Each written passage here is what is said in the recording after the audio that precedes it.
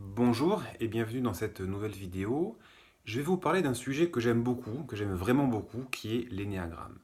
Alors l'énéagramme, qu'est-ce que c'est? C'est une science, c'est une technique qui décrit les différentes manières que nous avons d'interagir avec notre environnement, qui va indiquer quelles sont les grandes stratégies que nous déployons pour aimer, pour entrer en relation, pour travailler. Qu'est-ce qui nous anime au plus profond? Alors l'énéagramme, en fait, postule que bien sûr, chacun est unique, chacun fondamentalement est complètement spécifique, mais en même temps, que nous n'avons pas plus que 9 stratégies pour justement interagir avec le monde. Alors ces 9 stratégies, on les appelle des profils énéagrammes ou des énéatypes, et ce sont en fait des moteurs, des petits moteurs que nous avons chacun et qui, quelque part, de manière consciente ou inconsciente, nous poussent à agir de telle ou telle manière. Sans plus attendre, je vais vous les décrire de manière assez synthétique. Il y en a 9, avec 9 numéros qui vont de 1 à 9, vous l'aurez compris.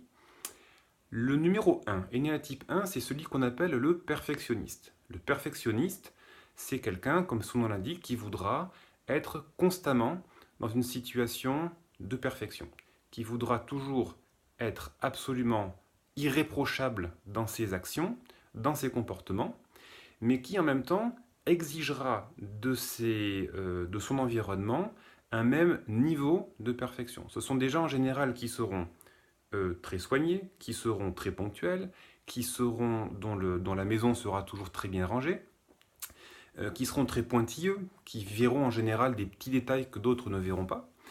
Ce sont des gens également chez qui on pourra percevoir un agacement, parce que souvent ils estiment que ça n'est pas assez bien, ça n'est jamais assez bien, aussi bien par rapport à ce que eux font que par rapport à ce que leur entourage peut être amené à réaliser.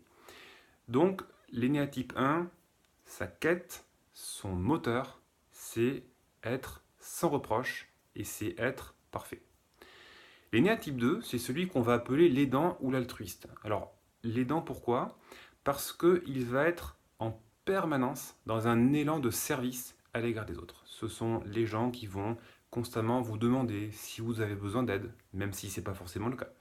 Ce sont les gens qui auront potentiellement des professions qui sont orientées vers cet altruisme. On trouvera des infirmières, on trouvera beaucoup de gens dans des professions médicales, assistantes sociales, entre autres. Et en fait, les énéatypes 2, souvent, quelque part, cherchent une reconnaissance au travers de cette attitude, je dirais, bienveillante, une reconnaissance pour nourrir quelque part une forme de besoin d'amour qu'ils ont au fond d'eux-mêmes. L'énéatype 3, on va l'appeler le conquérant, l'arriviste. C'est quelqu'un qui mettra un point d'honneur à avoir une vie professionnelle réussie. Ce sont des gens qui vont en général occuper des postes assez élevés, assez en vue, qui vont potentiellement créer des entreprises, qui voudront être vraiment en visibilité, qui voudront gagner de l'argent, qui voudront que ça se voit. Et ce sont au fond des gens qui euh, auront l'impression que leur réussite est un élément nécessaire pour être aimé et accepté de leur entourage. L'énéatype 4, c'est celui qu'on appellera le tragico-romantique, ou dans certains cas, l'artiste. Alors ces gens-là, ce sont des gens qui sont très sensibles, beaucoup plus sensibles que la moyenne, et qui vont en général avoir besoin de se sentir différents, besoin de montrer qu'ils ne sont pas comme les autres. Potentiellement pour avoir des tenues vestimentaires un petit peu atypiques, on pourra avoir des comportements dans la vie professionnelle, dans le comportement alimentaire, qui sont potentiellement un petit peu en marge. Ce sont des gens qui pourront avoir des fluctuations émotionnelles assez importantes, qui pourront un jour être très euphoriques, d'autres jours être beaucoup plus déprimés. Donc beaucoup d'artistes qui sont dans ce cas de figure. L'énéatype 5, c'est le penseur, l'observateur. Ce sont des gens qui vont aimer conceptualiser, théoriser, réfléchir au monde. Souvent, ce sont des gens qui se mettront un petit peu en retrait. Donc, ils vont avoir un besoin de se déconnecter de leur environnement, potentiellement de leur famille, pour justement essayer de réfléchir, de comprendre un petit peu le monde. Ce sont des gens qui seront vraiment en quête souvent de vérité, qui vont lire beaucoup. On trouvera des chercheurs, on trouvera notamment pas mal d'enseignants dans ce profil. L'énéatype 6, c'est celui qu'on appellera le loyaliste. Alors le loyaliste, c'est quelqu'un fondamentalement qui est habité par une forme de peur. Et pour contrecarrer cette peur, il va s'entourer d'un groupe, d'un clan, qui va le sécuriser et sur lequel il pourra s'appuyer. Ce groupe, ça peut être une bande d'amis, ça peut être une institution, ça peut être un parti politique, ça peut être un syndicat, ça peut être une église, ça peut être plein de choses qui vont justement contribuer à le stabiliser. Et en même temps, c'est quelqu'un qui sera très exigeant à l'égard du groupe auquel il appartient, qui sera même très vigilant à ce que ce groupe, justement, ne le trahisse pas, à ce que ce groupe continue à le soutenir. Et en même temps, ça sera un membre très actif de ce groupe, qui va contribuer à sa cohésion et à son développement. L'énéa type 7, alors c'est un profil qu'on appellera le jouisseur, ou éventuellement le généraliste. Ce sont des gens qui vont avoir envie de goûter à tous les plaisirs de la vie. Ils vont en général planifier beaucoup leurs vacances, leurs ambitions dans la vie. Ce sont des gens typiquement qui vous diront moi j'aimerais vivre dans tel pays, puis après j'aimerais partir en vacances à tel endroit, et puis j'aimerais faire telle profession. Ils ont plein d'idées, de choses qui à l'avance commencent à être agréables, beaucoup de projets et beaucoup d'enthousiasme. Des gens qui vont être souvent très joyeux, avoir une joie qui est assez communicative, et en même temps des gens qui pourront potentiellement se disperser un peu, qui vont essayer quelque chose et puis qui vont continuer, et ainsi de suite. Le 8, l'énéa type 8, c'est celui qu'on appelle le chef. Très simplement, c'est quelqu'un souvent qu'on repérera assez facilement parce qu'il a un ascendant naturel, il a une autorité qui se dégage. Quelqu'un chez qui on percevra assez facilement une forme de colère.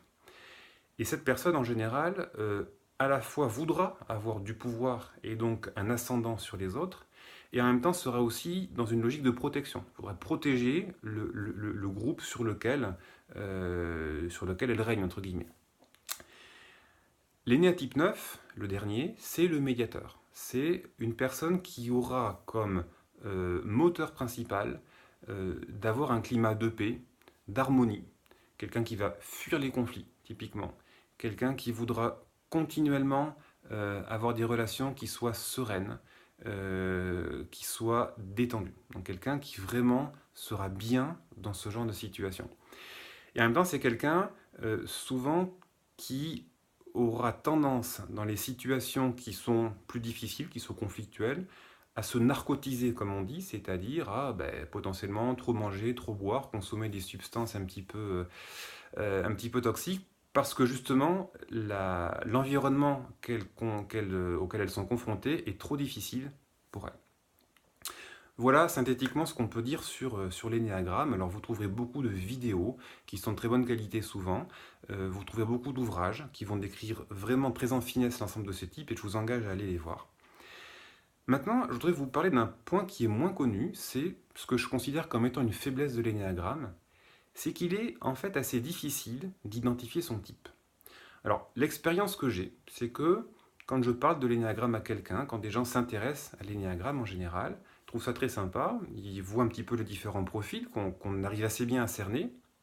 Par contre, quand il faut se mettre dans un des profils, c'est beaucoup plus compliqué. Certaines personnes vont en général se reconnaître un peu partout, parce qu'elles vont pouvoir trouver des situations qui correspondent vraiment à du 1, du 2, du 3, etc.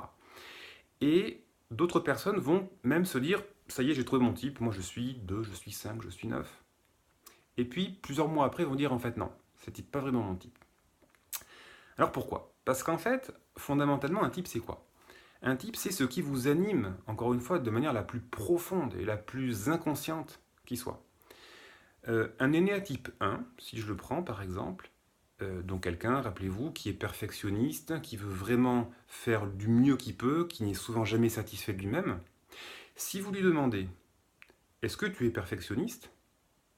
En général, il vous dira non. Il vous dira « Non, moi je suis normal, je fais ce que je peux.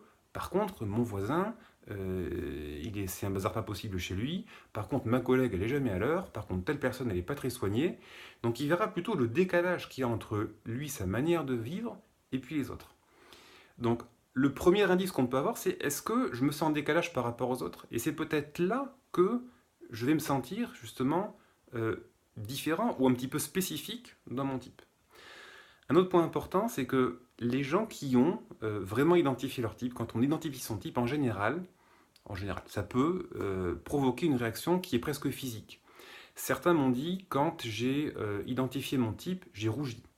D'autres ont senti dans leur ventre des palpitations, parce qu'ils ont senti qu'ils étaient vraiment en harmonie, qu'ils étaient en vibration avec leurs motivations les plus profondes. Donc effectivement, trouver son type n'est pas quelque chose d'aisé. C'est quelque chose dont on parle relativement peu, je trouve, au niveau de l'énéagramme. C'est un petit peu dommage. Et je vous engage à regarder ma vidéo qui s'appelle 3 astuces pour identifier son type, dans laquelle je vais vous donner quelques stratégies qui vont vous permettre d'identifier rapidement votre énéatype. Merci et à bientôt.